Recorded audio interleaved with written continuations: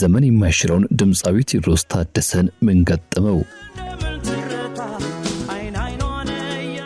የጥበብ አሻራውና ወቅታዊ የጤና ሁኔታው እጅግ አሳሳቢ ሆኗል። እርሱም በተመለከተ ከእርሱ የቅርብ ሰዎች ማለትም ከልጁና ከታናሽ ወንድሙ የተሰማው ነገር ለጆሮ የሚከብድ ብሎም ደግሞ ብዙዎችን ያሳስበ ሆኗል። የጥበብ ቁንጮ ምን ገጥሞታል? በዛሬ መረጃ ሰዓታችን እንቃኘዋለን።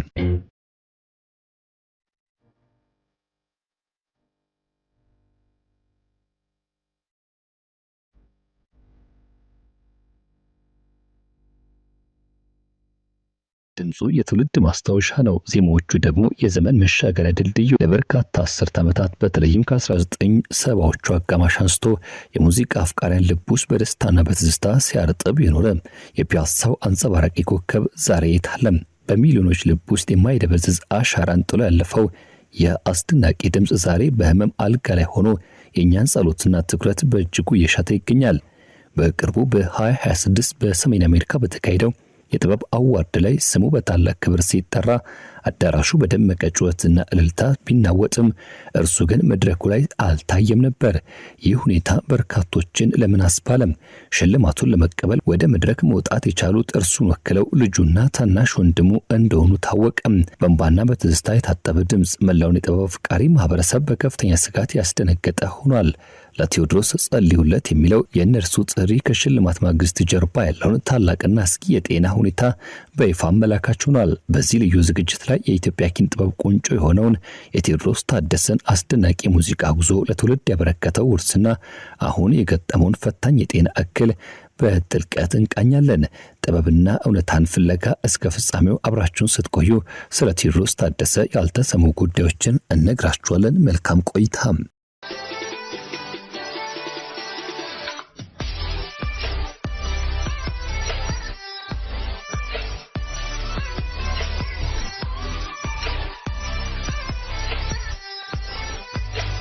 በኢትዮጵያ ዘመናዊ የሙዚቃ ታሪክ ውስጥ የራሳቸውን ወርቃማ ታሪክ ከጻፉ ድምጻቸው የብዙዎችን የኑሮ ውጣ ውረድና ብሎም ፍቅር፣ ናፍቆትና ትዝታን ከዳሰሰላቸውና ከቃኘላቸው ጥቂት ዕውቅ ከዋክብት ድምጻውያን መካከል በጥቂቱ እርሱ ይጠቀሳል። ከነዚህ ውስጥ በቀዳሚነት ስሙ የሚነሳው ቴዎድሮስ ታደሰ የጥበብ ስሜት የሚፈጥረው ተወዳጅና ዘመን የማይሽረው ድምጻዊ ነው። ቴዎድሮስ ታደሰ የሙዚቃ ታሪክ ውስጥ ትልቅ ድርሻ ካላቸው አንጋፋና ተወዳጅ ድምጻውያን መካከል በቀዳሚነት የሚሰለፍ የራሱን ረቂቅ የዜማ ስልትና የድምጽ ቀለም መፍጠር የቻለ የጥበብ መሐንዲስ ነው። ይሁን እንጂ በቅርቡ በሰሜን አሜሪካ የተሰማው ዜና እጅግ ለማመን የሚከብድ ነው። መላው የሀገር ውስጥና የውጭ ሀገራት አድናቂዎች ከፍተኛ ስጋትና ሐዘን ውስጥ ወድቀዋል።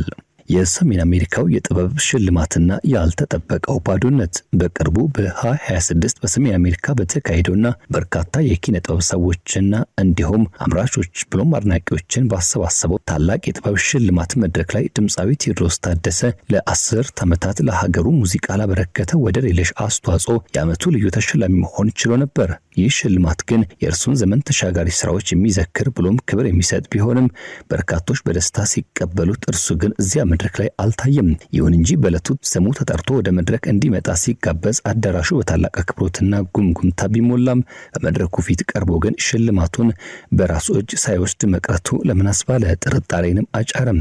መድረኩ ላይ የተገኙት ደግሞ የእርሱ ልጅና እንዲሁም ታናሽ ወንድሙ ናቸው። እነሱም ወደ መድረክ ከወጡ በኋላ የተናገሩት ነገር የብዙዎችን ልብ የሰበረ ብሎም ያሳሰበ ነው።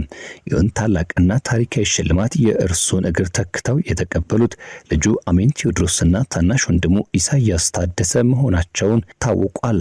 ቴዎድሮስ ታደሰ በአካል ተገኝቶ ሽልማቱን አለመቀበሉ በምትኩ የቅርብ ቤተሰብ አባላቱ ወደ መድረክ መውጣታቸው ለመጀመሪያ ደረጃ ለታዳሚያን ከዚያ ማስከተል አድናቂዎቹ ያልተጠበቀ ክስተት ነበር።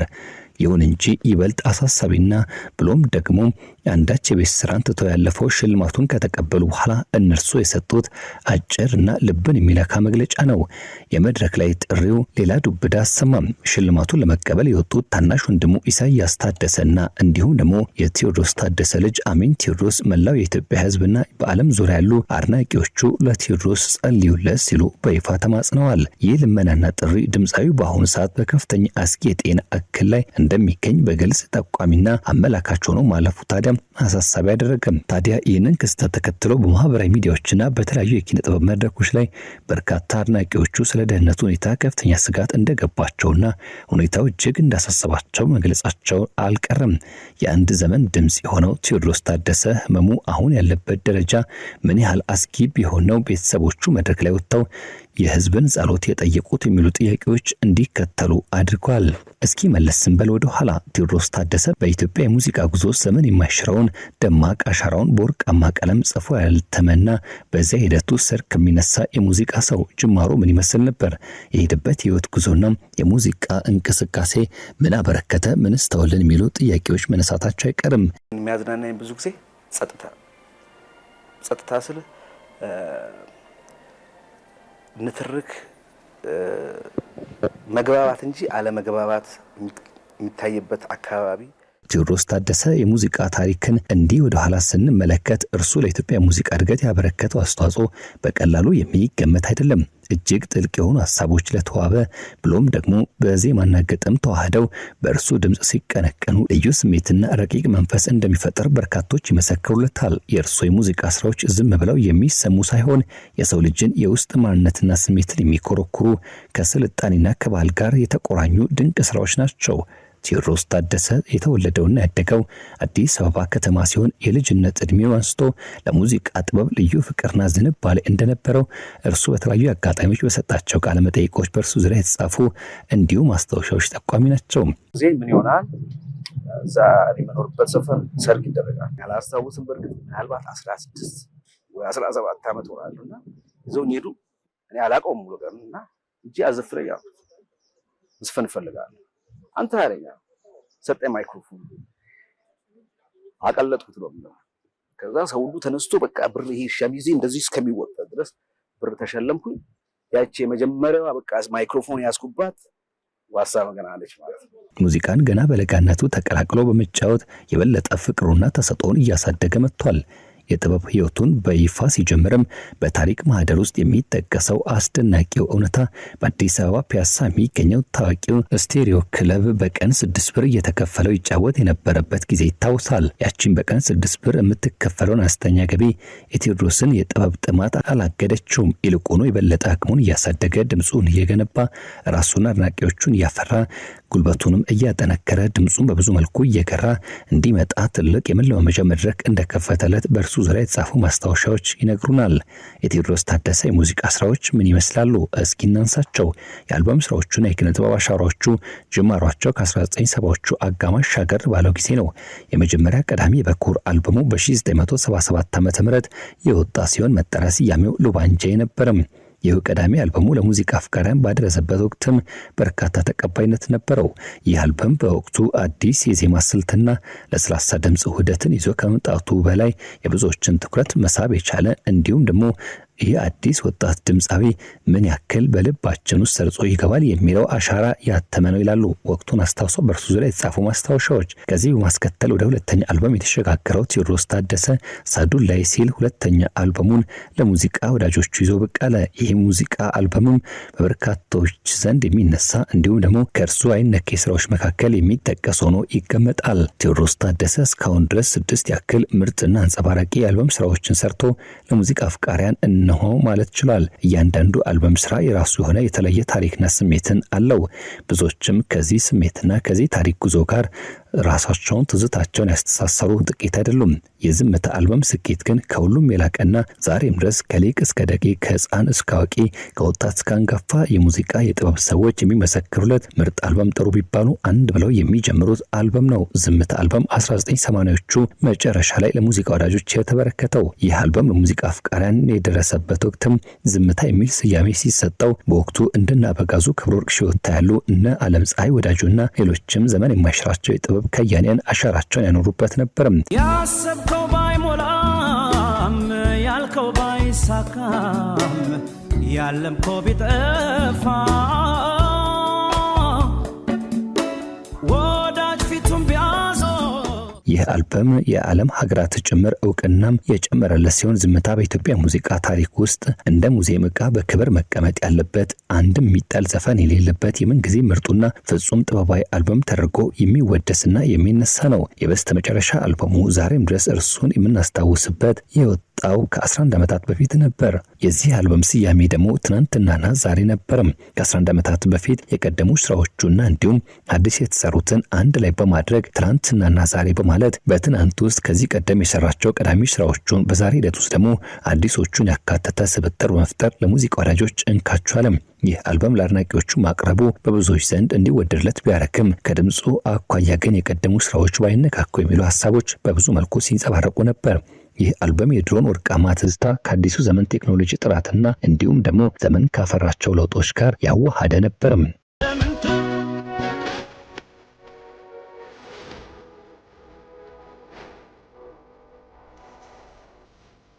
ዘመን ተሻጋሪ እንዲሁም ደግሞ ተጽዕኖ በተተኪ ትውልድ ላይ ያረፈው ቴዎድሮስ ታደሰ ገና በ1970ዎቹ መጨረሻ አንስቶ እስከ 1980ዎቹ ቁጥር 1 ኮከብ ድምጻዊ ብቻ አይደለም።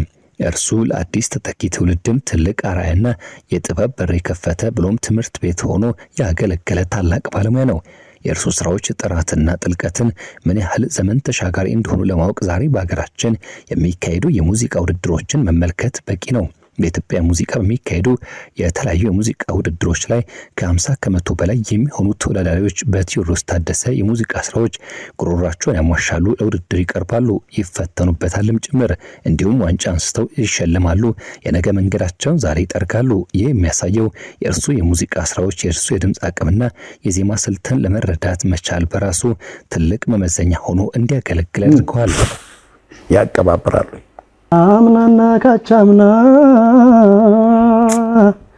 ወድጄሽ ነበረ አይ ወድጄሽ ነበረ። ሌላው አስደናቂ እውነታ ደግሞ ዛሬ ዓለም አቀፍ እውቅና የተረፈውና የኢትዮጵያ ሙዚቃ ንጉስ ተደርጎ የሚወደሰው ቴዎድሮስ ካሳሁን ቴዲ አፍሮ ታዋቂ ከመሆኑ በፊት በኤግዚቢሽን ማዕከል ለመጀመሪያ ጊዜ የቴዎድሮስ ታደሰን ሙዚቃ ሲጫወት እንደነበር የዓይን እማኞች ይመሰክራሉ። ስለ ቴዲ ታደሰ ምስክርነት ሲሰጡ ቴዎድሮስ ካሳሁን የእርሱን ዜማዎች ተጫውቶ ስለማለፉ ያነሳሉ። ይህ የሚያሳየው የቴዎድሮስ ታደሰ ስራዎች የዛሬዎቹን ታላላቅ ከዋክብት ጭምር የቀረጹና ለመነሻነትም ያገለገሉ መሆናቸው ነው።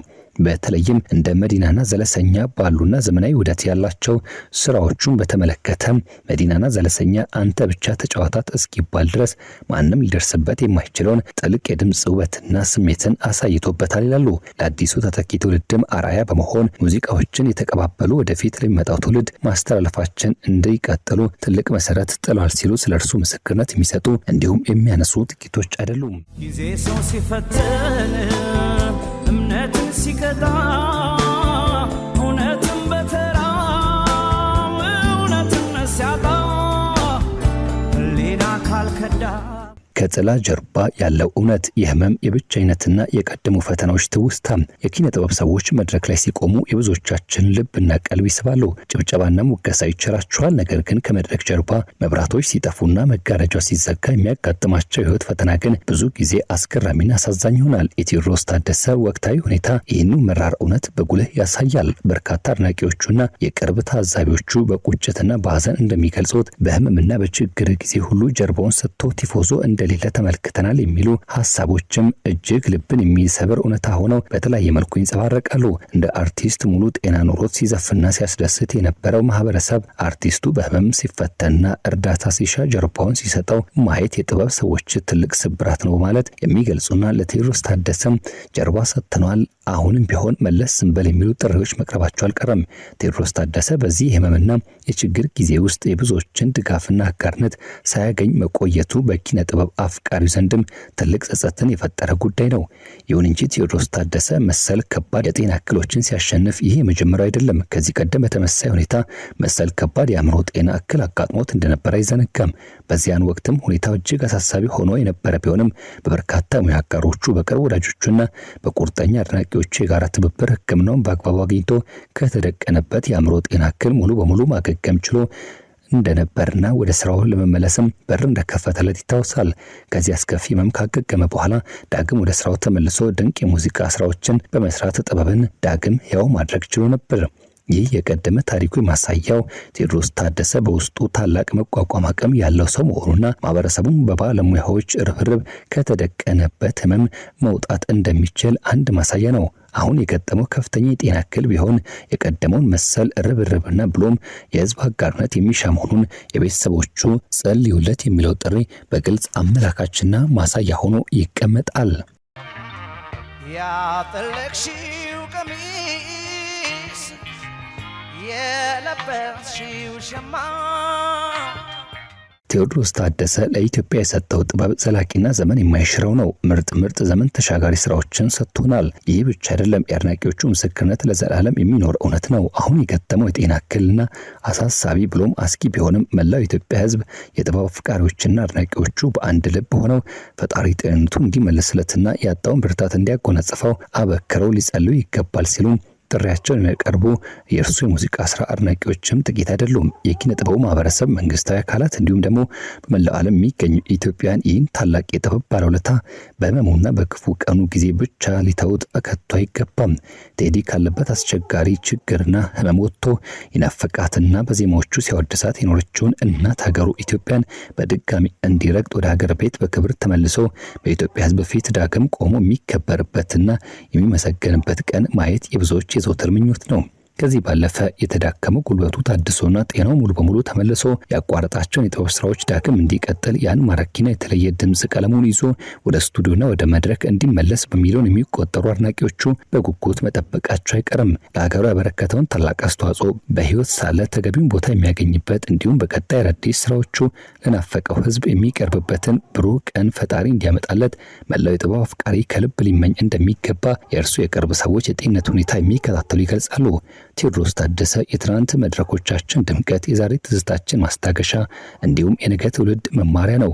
በመሆኑም እርሱ መደገፍና ከጎኑ መቆም ጥበብን መደገፍና ታሪክን ማክበር ነው። ፈጣሪ ማረፊያና ፈውስ እንዲሰጠው ከልብ እንመኛለን። የህዝብን ጸሎት ሰምቶ ወደ እናት ሀገሩ በሰላም ይመልሰው፣ ወደ ወርቃማ የጥበብ መድረኩ በሙሉ ጤና ዳግም እንዲቆም ያድርገው የሚለው የብዙዎቻችን ምኞት ሆኖ መቀመጡ አይቀሬ ነው ሲሉ አድናቂዎቹ በእርሱ ዙሪያ በሚያጋሩት ሀሳብ ይህኑ ያነሱ ይገኛሉ። ውድ ቤተሰቦቻችን እኛም በቴዎድሮስ ታደሰ ሙዚቃ ስራዎችና አሁን ስላለበት የጤና እክል ከቀናት በፊት የእርሱ ታናሽ ወንድምና እንዲሁም ልጁ በሰሜን አሜሪካ በተከናወነው የሽልማት መድረክ ላይ የዓመቱ ልዩ ተሸላሚ ሆኖ ስሙ ቢጠራም በመድረኩ ግን ሽልማቱን ወጥቶ መውሰድ ያልቻለው ቴዎድሮስ ታደሰን በተመለከተ እነዚሁ የእርሱ የቅርብ ሰዎች መድረኩ ላይ በተገኙበት ወቅትም ለቴዎድሮስ ታደሰ ጸልዩለት ሲሉ መግለጻቸውና ጥሪ ማቅረባቸውን ተከትሎ የተላለፈው መልእክት መነሻው ማድረግ የእርሱን የሙዚቃ ስራ ከጅማሮ እስከዚህኛው ምዕራፍ ያለውን የዳሰስንበት የዛሬ መሰናዶ ይህን ይመስል ነበር። ለቻናላችን አዲስ ከሆናችሁ ሰብስክራይብ አድርጉ፣ የዘወትር ግብዣችን ነው።